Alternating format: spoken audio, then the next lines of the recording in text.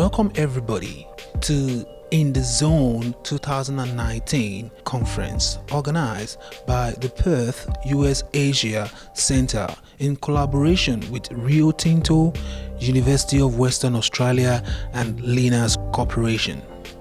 The topic for discussion at today's conference is critical materials for the 21st century, securing the Indo-Pacific futures. Let's have a look at what this conference is all about. Allow me to thank Dr. Richard Wally for his welcome to the country. It wouldn't be an In the Zone conference without his voice, his message, and it's one of the highlights of each year's conference, and we appreciate that. Allow me also to acknowledge the traditional custodians of the land, the Noongar people, the Whadjuk people of the Noongar Nation, and to pay our respect to their elders past, present, and emerging. This is the 10th In the Zone conference sponsored by the University of Western Australia that focuses on those issues in the same time zone, Singapore, Hong Kong, Manila, and Beijing, where we have to work together. And this year we're focusing on critical materials securing the Indo-Pacific technology future. The critical materials are those rare earths, cobalt and lithium that everybody needs but doesn't quite understand. And the challenge is that a lot of these are different than core commodities like iron ore or even gases like LNG, and they require a different strategy. There are national security implications, there are sustainability implications, environmental implications, and ultimately, not only do governments have to get involved in a way they haven't with other base commodities, but it has to be done on an international level. We have such a fantastic opportunity to partner across our country and the Indo-Pacific region. So by leveraging technology, acting responsibly, and stepping up to the economic challenge, and by doing this in partnership across industry, governments and communities, we can unlock the critical materials of the future. We need to be aware that the next phase... I have here with me the Governor of Western Australia, Honourable Kim Beazley. How will the people of Australia benefit from the exploration and mining of this critical material?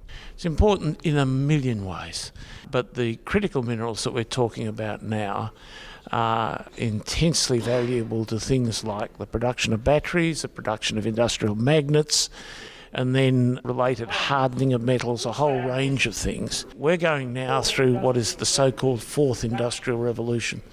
Those magnets, those batteries are critical.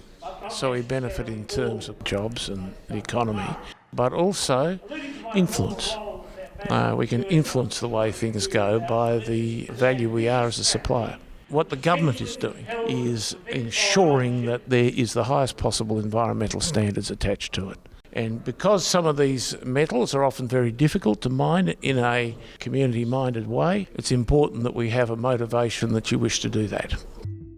So this conference here in the Westin in Perth brings together speakers from Japan, from Indonesia, from China, from Singapore, Malaysia, India, Australia, and the United States to work together to figure out how that we can make these critical materials not only available but sustainable in such a way that it will secure that Indo-Pacific technology future.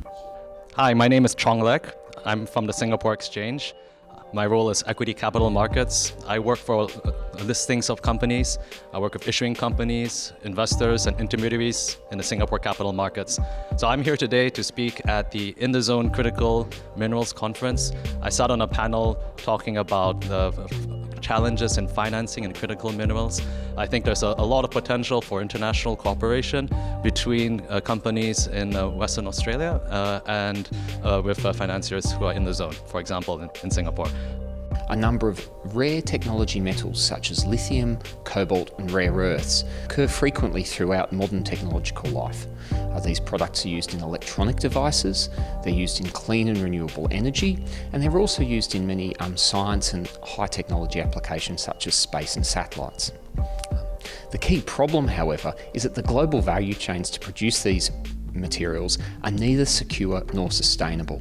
There are major sustainability challenges to do with ecology and social sustainability in many of the countries that produce them, and there are also geopolitical threats to the integrity of supply chains. These security and sustainability challenges threaten the integrity of the 21st century technological ecosystem. And at this year's In the Zone, the Perth US Asia Centre has brought together representatives from government, business and industry to talk about new strategies for how we can develop more resilient value chains in the Indo-Pacific region. The speakers at today's conference have been able to enlighten the public and the attendees of the conference about the importance of critical material in our day-to-day activities. It's Tony ETC reporting for Undercurrent, Channel 44, West Television, Perth, Western Australia.